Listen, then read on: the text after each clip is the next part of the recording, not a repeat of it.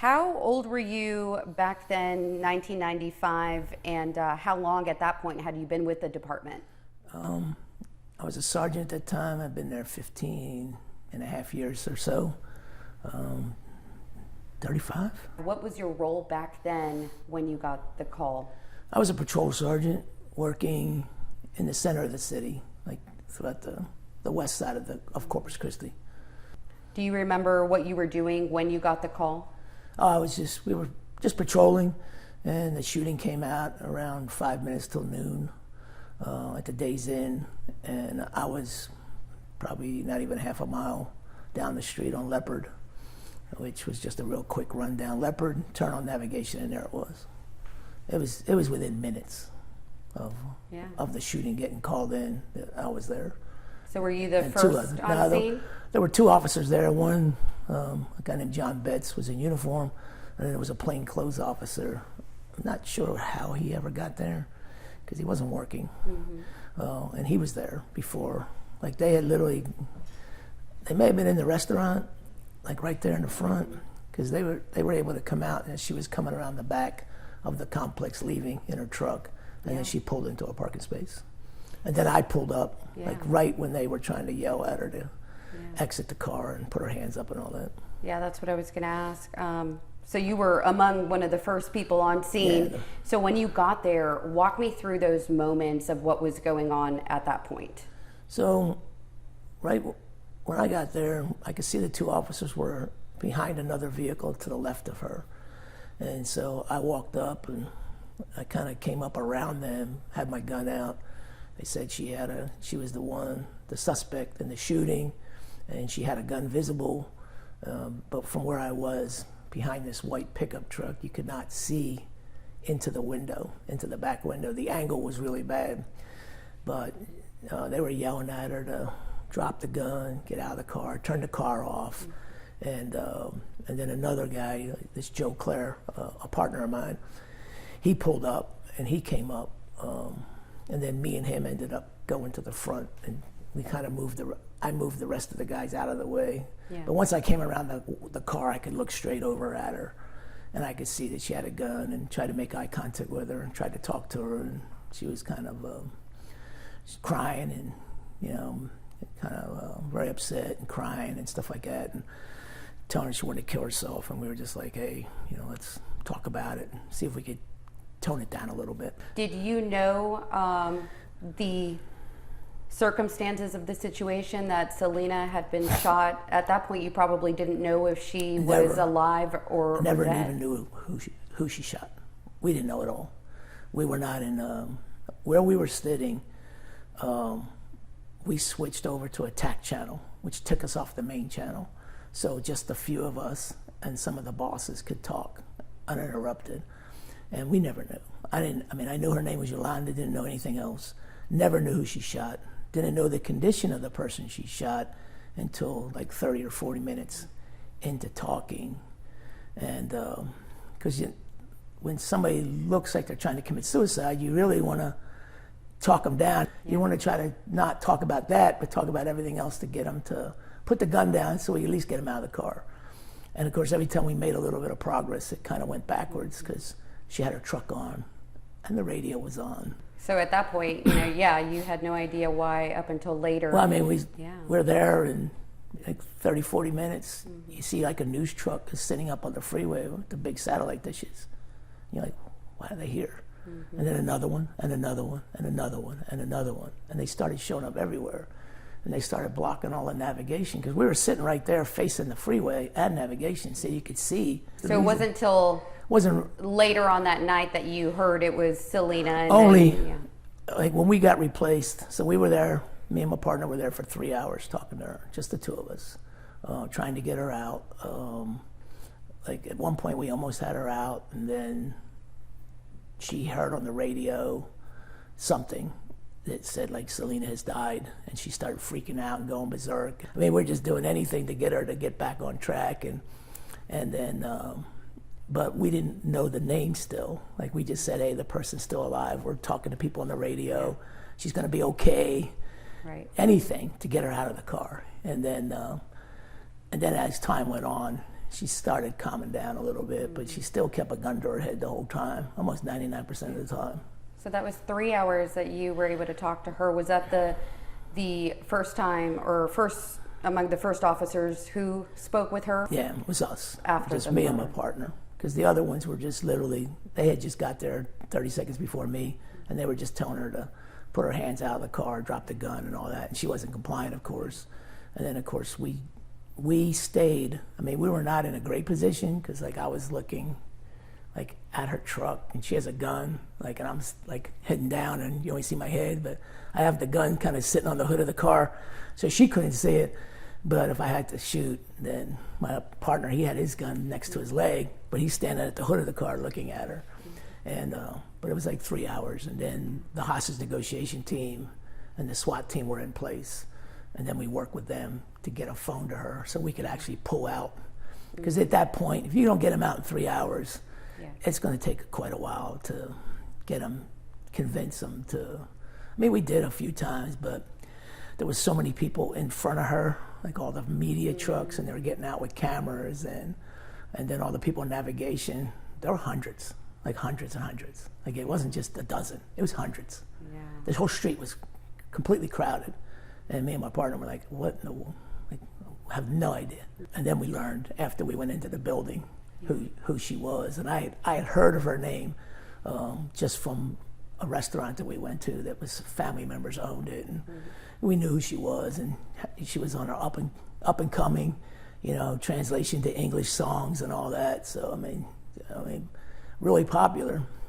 Turns out, and over the next few days, how many, you know, probably 50, 60,000 people showed up in Corpus the day after she died, and I never saw anything like it. So, you know, then I learned about her from other people that knew her and talked to her, and some cops that knew her, and, you know, like, she was a big star, you know, big star for sure.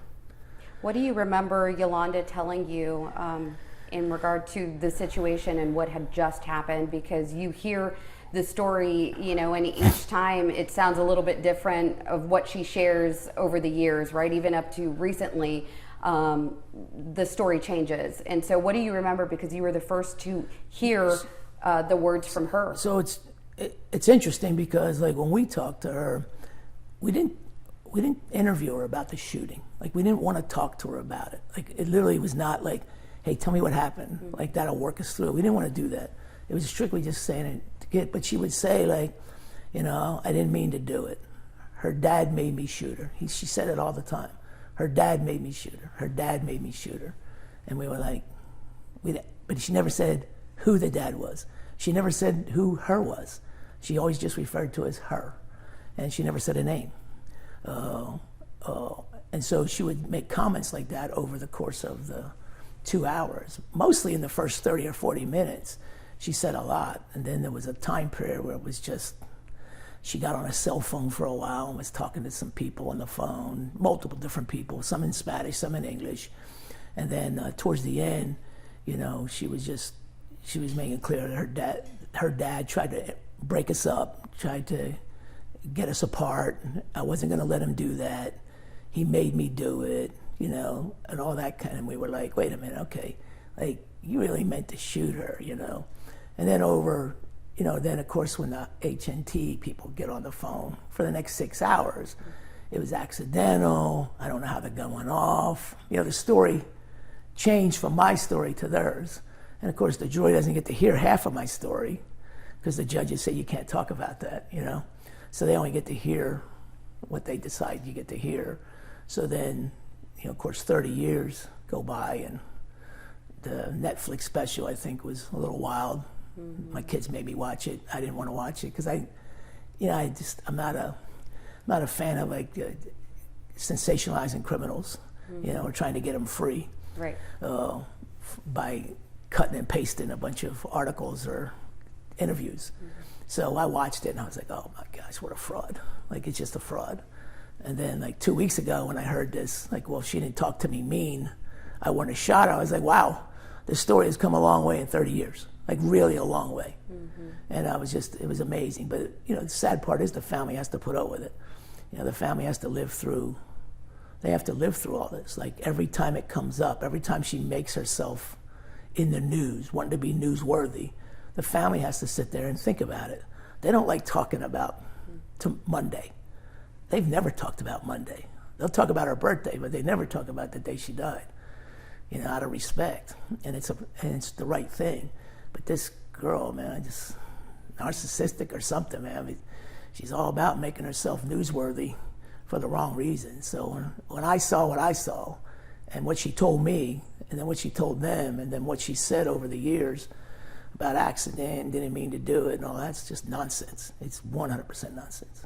Yeah. How do you know when somebody changes their story like that, what is the truth, right? So look, when you catch, say like something happens, and you get somebody right then and there, right after it happens, and they tell you, that's going to be one of the closest parts of the story, because they haven't had a chance to develop one, unless it's premeditated.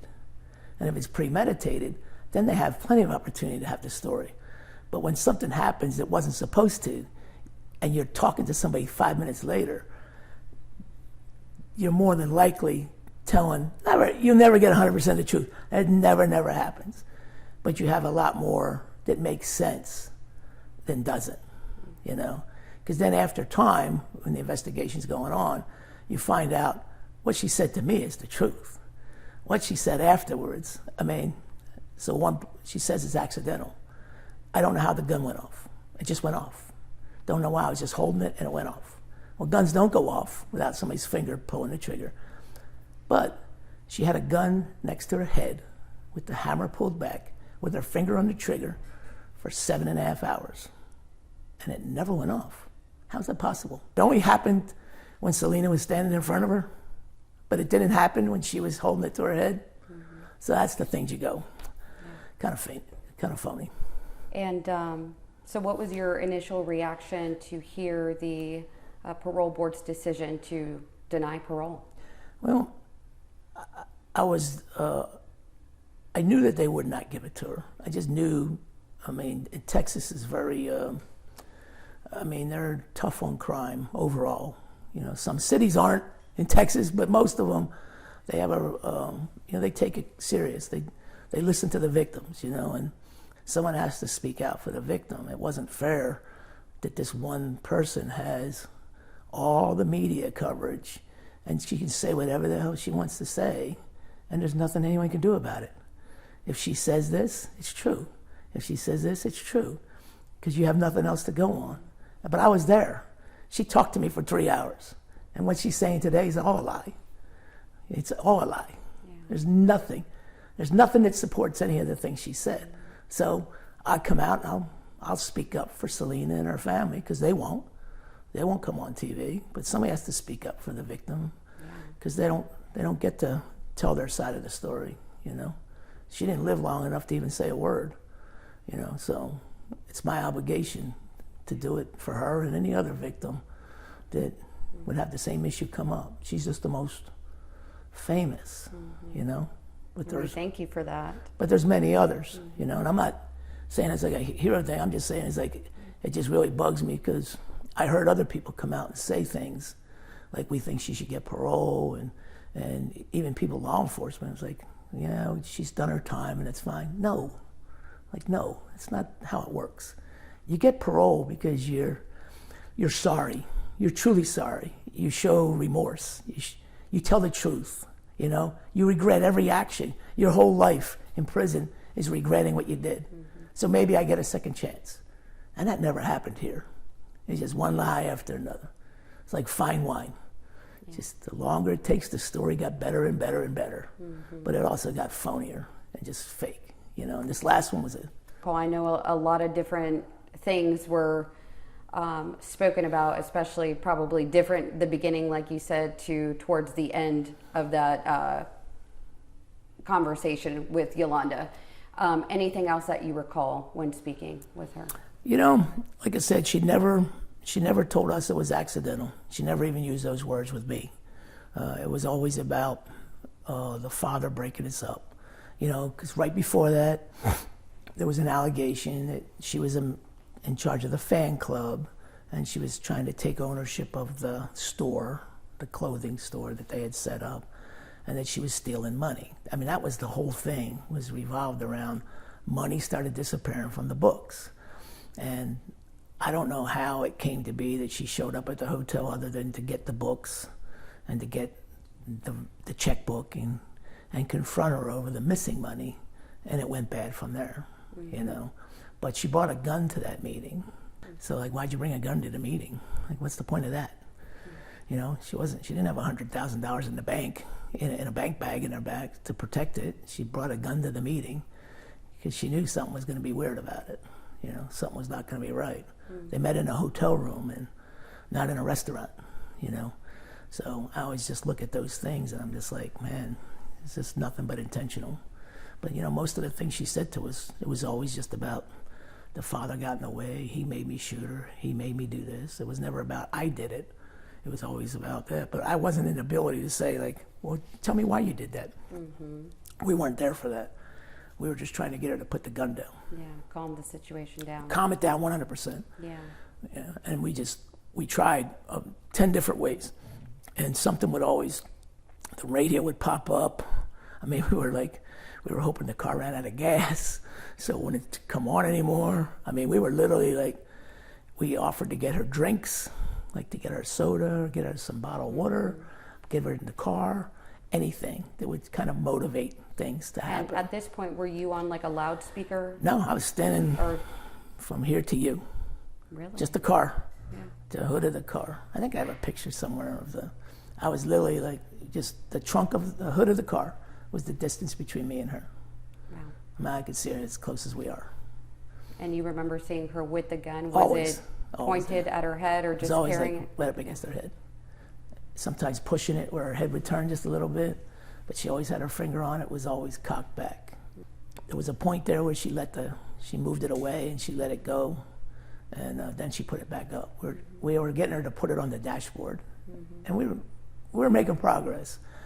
And then she saw some police officer like off to the right move, and she just freaked out. I mean, she was an emotional wreck pretty much for those 3 hours, because you have a period of calm and then a period of just crazy crying and, you know, and I love her and all this other stuff, and you just, because the radio, and I think she started noticing the crowd. Like she started seeing what we were seeing, you know. Probably realizing what she had done and the like, impact it would later have. Yeah, or maybe she just saw like, wow, there's a lot of people. Like there's a lot of people here. I mean, at one point we were like, you see all these people are filming you. Like, we'll put you in a car and we'll take you out the back way and they won't even see you, you know. Did you ever think that it would be this big of a case? I mean, one of the most well-known, you know, high-profile cases. At the time, no, because like I said, it was just, I mean, I hate to say it, but we had a lot of shootings in the city in my career, even when I left. I mean, right after, 2 days after this, April 1st, we had the biggest mass murder in Corpus history, the Rostler killing in an oil company. Guy came in and killed 5 family members, like right when this happened, you know. So they were like intertwined, and I was there. I was the second person there for that one. So it's like they kind of like rubbed together, you know. But I didn't know, and I only realized after when we found out who she was, and my partner knew who she was really well. And then when we found out about it, it was like, this all makes sense. It makes sense, the amount of people. And then the amount of people that flowed into the city in the next 2-3 days was just mind-boggling. I mean, miles down the shoreline, or the whole length of the shoreline, to go into the convention center when they had her viewing in there. And we were down there for that, you know. It was just amazing to see that many people that cared about her, especially from Central America, everywhere. I mean, I just never saw anything like it. Yeah. It's very impactful, you know. And then, and I still see it as a cop. You know, when I left, we go down there on the bayfront. People are at a statue to this day, every single day. It's like a whole nother generation, like a whole completely new generation, or maybe 2 generations that are down there at her statue and visiting, or they wave you down like, hey, where's Selena's statue? What's over here? Oh yeah, we wanted to come see it. Come into Corpus just to see it. So that's a massive impact. Yeah. And I can only think what would have happened if she had not been murdered. like what she would be in this country. Yeah. Be a, you know, massive influence on young kids and everything. You know, she had a lot going for her, apparently. Yeah. You know, what you could Definitely. see for very young, she had a lot going for herself and talented beyond belief. You know, so Now, 30 years later, what do you want the community to know? well, I don't know. She's where she belongs, and she needs to probably stay forever. Like, she doesn't belong out. Selena doesn't have a second chance, nor all the other victims that get murdered. And she got a life sentence, and she should stay. She's a liar. And anytime she gets on TV, people should just turn it off. They shouldn't listen to her little fan club, because, you know, there's a whole bunch of people in this country that love being Luigi Mangiones and the guys in California that killed their parents. It's like a cult. And she has a cult following, and we shouldn't allow it. We shouldn't put up with it. And people shouldn't listen to that nonsense. They should look at the facts. I mean, she had the best lawyers money could buy when this happened. Doug Tinker was the best criminal lawyer in South Texas, bar none. And he didn't get her off, because she did it. So there's none of this, like, there's no trick. There was no, like, cop did this, or they hid the statement, or they did all this nonsense that was in the Netflix video. Because it didn't happen. He was the best. And if he found something, he would have had it, and we would have been in. When we were in Houston, every juror would have known it, and they wouldn't have found her guilty. But she did what she did. She intentionally went there, and she murdered her. And then she lied about it. And they found her guilty, so now she needs to do her time. And, you know, maybe the next one's 5 years from now, I guess. Yeah. And maybe in 5 years she'll think in the next 5 years to maybe tell the truth. And maybe start, like, telling the truth instead of always trying to be the center of attention. Yeah, so for me, I just wish people just didn't listen to that nonsense. And as soon as they hear her name, they just turn off the TV and move on to something else, because she's not worth the time, in my book. You know, when you lie, and especially at the end, they blame the victim 2 weeks before her anniversary of her death. She really killed somebody, and no one gets to say that side of the story. You know, so I don't know. It's sad, you know. But like you say, it's how many passed her. That's the worst part. That didn't stop it. That was just one of 30 or 40 a year, you know. And 30 years later, you know, there's another 900,000. Did you later that day or week go back to the scene, you know, collecting evidence, or go through any of that? Or that no, because we have the day we left there, like, you know, when we got there, when I pulled up, the ambulance was just bringing her out. They were working on her, bringing her out, throwing her in the ambulance to take off. And then once we left with her, like, I went to the car. The gun was sitting on the floorboard, still cocked. It was loaded. We gathered that evidence. But in Corpus, we have a crime scene unit, and the crime scene unit shows up with the detectives, homicide unit, and they worked that whole hotel. I mean, they pretty much emptied every room out, interviewed every single person, collected everything from the room to the, interviewed every witness that potentially could be there. Most of them didn't see it. There was probably one decent witness on a balcony in the same complex she was in. It's interesting, but it's like, it's kind of, you know, 30 years has gone by. It's a long time. Oh, yeah. To still be in the news, you know. Oh, yeah. But she made herself put in the news. Like, I think if she hadn't put in for parole, and I know her family are really pushing hard to get her out and all that, but no family member wants their family member in prison until they die. Like, it's not a normal thing. But they're still getting the information from the person that's never told the truth ever. I mean, their information is coming from her, unless they're just making it up. And they're supposing on their own, based on our investigation, this is what we discovered. Yeah, there's a lot of things that they're irrelevant to the shooting. You know, like what happened a month ago, what happened 6 months ago. It's all irrelevant. Like, where you went and who you did this and what you spent money on, it has nothing to do with what happened that day. I come and I want my stuff back, and you pull a gun on me because my my dad or whatever says, you're no longer involved in my business, and boom, you know, whether it's rage, whether it's instant rage, or whether it was planned. I look more towards planned because you brought the gun, it was loaded, and she knew how to cock it and keep it to fire a shot. And even after she fired a shot, she recocked it again because it was cocked the whole next to her head. Like so she wasn't a dumb gun owner. She knew what she was doing. Yeah. So that's why it's kind of just So I understand the family doing it. I understand the family. I've seen some of their things, like when I looked on the news and I saw them talking about it. I was like, well, I mean, you can't lose sight of the fact of what happened that day, not what happened a week before. And what happened that day? Like, what caused her to just, I'm gonna kill you, like, or just kill you, not even tell you, just pull it out and shoot you, you know, because she hasn't told anybody the reason. It went from the dad made me do it with me. I had to end it because he was interfering, he was getting in between us, to it was an accident for 6 years. And then 29 years later, the Netflix special has all this. I mean, I think it's been mostly an accident for all these years that her name has ever come up. And then the Netflix has a whole different take on it. And then the family has a whole different take on it.